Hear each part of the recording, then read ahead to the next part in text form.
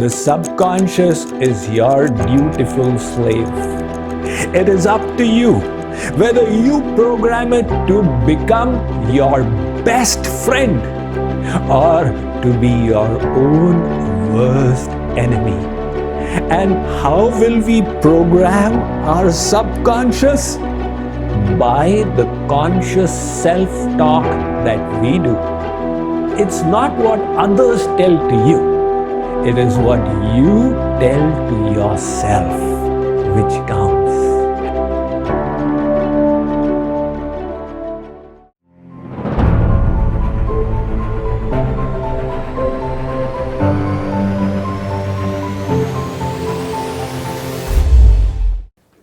Today, we shall be delving deeper into the workings of the mind.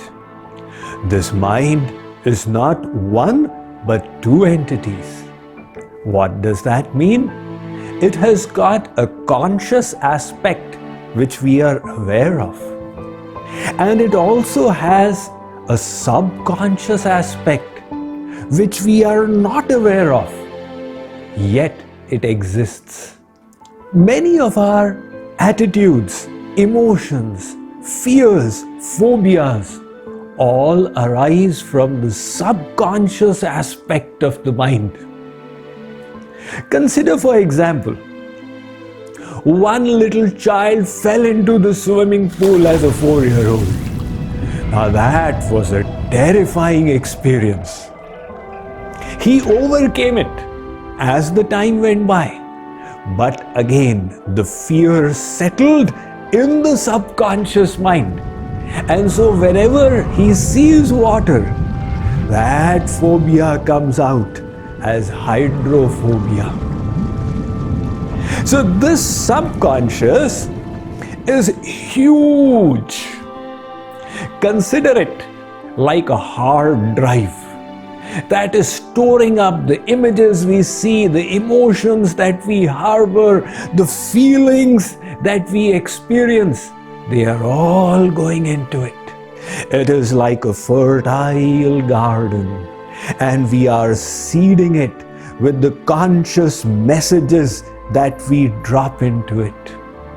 If we repeatedly tell ourselves, I am good for nothing and I am not capable of achieving anything, that is how the subconscious will get programmed.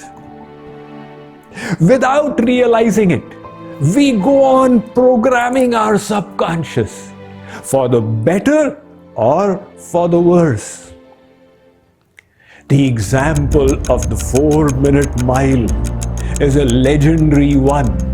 Starting from the first modern Olympics in 1896 in Athens, all through the first half of the 20th century, everybody in the world was believing that the mile cannot be run in less than 4 minutes.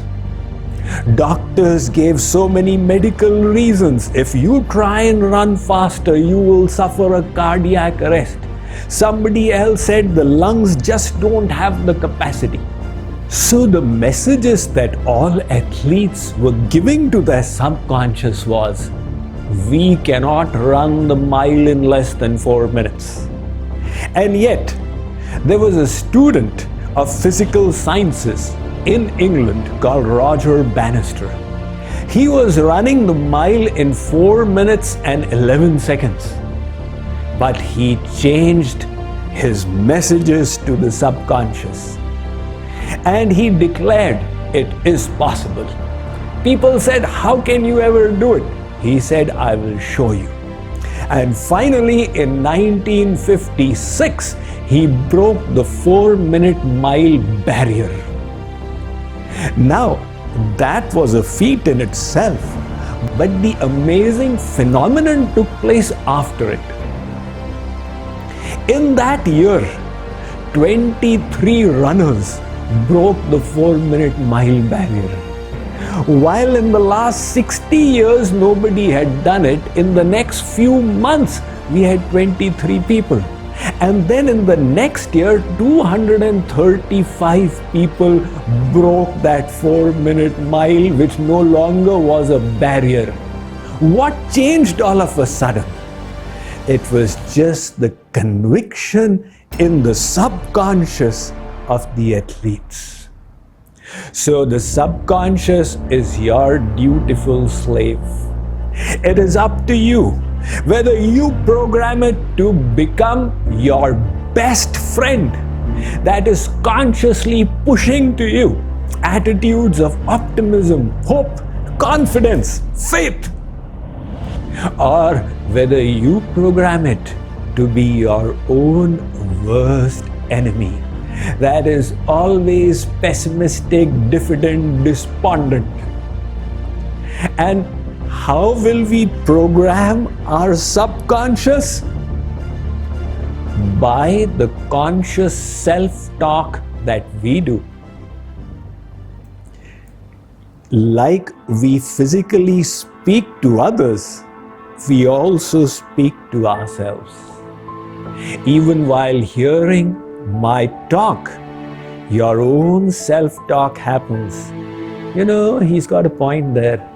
He's stressing this a bit too much. अरे ये दाढ़ी वाला क्या समझता है अपने आप को?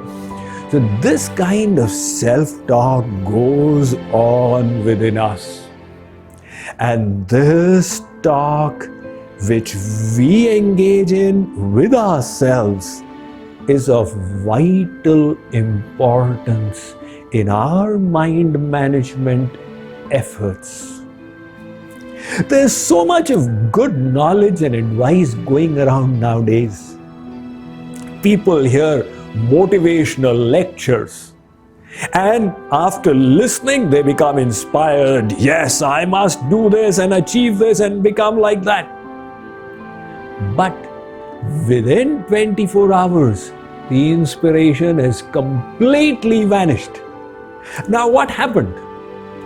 That motivational speaker, was there something wrong in what he said? No, it was good wisdom, may have been incomplete, may have been shallow, but nothing wrong. Then why did it not work? Because it's not what others tell to you. It is what you tell to yourself which counts. After having heard the lecture, you say, you know, that is all very well. Lekin Bhagavan ki Maya balwan hai. The Maya of God is so powerful. What can I do? Now your own self-talk will neutralize all the good wisdom that you have received. That is the whole problem. We have received so many wonderful gems of knowledge, but we have not internalized them in our subconscious by our own self-talk. So this is the one missing element. Let me give you another example. One Guruji tells his disciple, Beta, lead a simple life. What is this and you keep on eating and your profligate lifestyle? That's not the way to live. Eat boiled food. Maintain celibacy. He says, Guruji, I am a grihasthi. Give lectures according to householders. The kind of food you are talking about, it will not go down my throat. He is not listening to Guruji. Or even if he does, he says, you know, Guruji lectures very well. But the self-talk is not there, so nothing practical. And one day, he develops a cough. Now he goes for his medical checkup and the doctor says, get an x-ray done and bring it to me. The doctor looks at the report and says, you have got TB. Tuberculosis? Doctor, I will die. No, people don't die nowadays with it, but you will have to do exactly what I say. Now his self-talk has changed. If I don't do it, I will die. The realization has dawned. Mr. Doctor, whatever you say, I will do it. The doctor says, look, I will give you the list of fruits and vegetables, you will only eat that. Doctor, I will not think of anything beyond. Close your shop and do bed rest for 15 days. Absolutely, Mr. Doctor.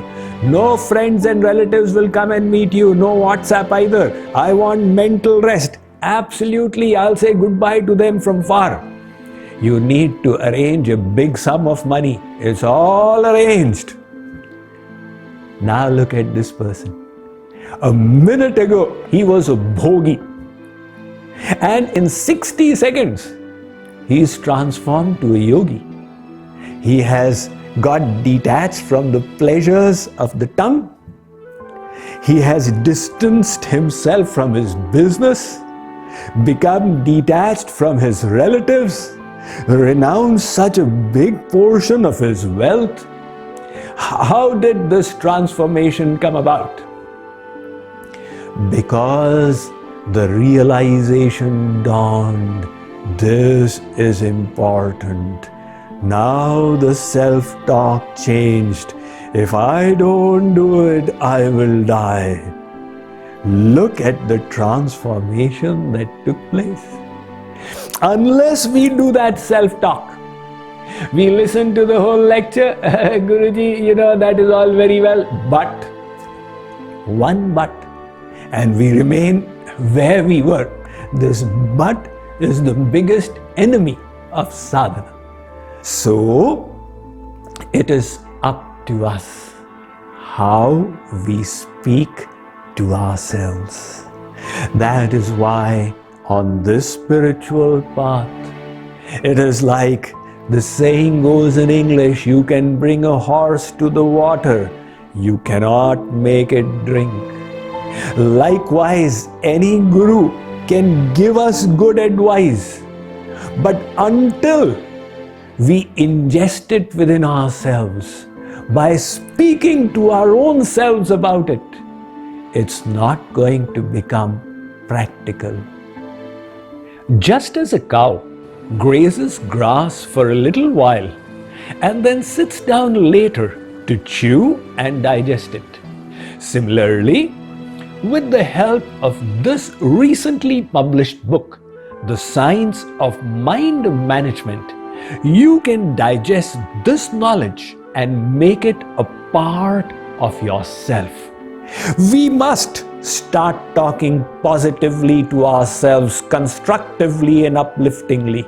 But if you cannot think of anything else, the best is to speak the name of God to yourself. That is what Valmiki did. Kripaluji Maharaj says, Shwasa jab khincho tora kahu, man hi man te pyare. श्वास जब छोड़ो तो कहूँ दे, ध्यान भी करूँ प्यारे, ध्यान भी करूँ प्यारे. He says with every breath, chant Radhe Shyam, Radhe Shyam. Your subconscious will start becoming divine. We have discussed the importance of programming our subconscious with self-talk and the chanting of the names of God. In the next episode, we will discuss an even more powerful technique to accomplish the endeavor to make the subconscious our best friend.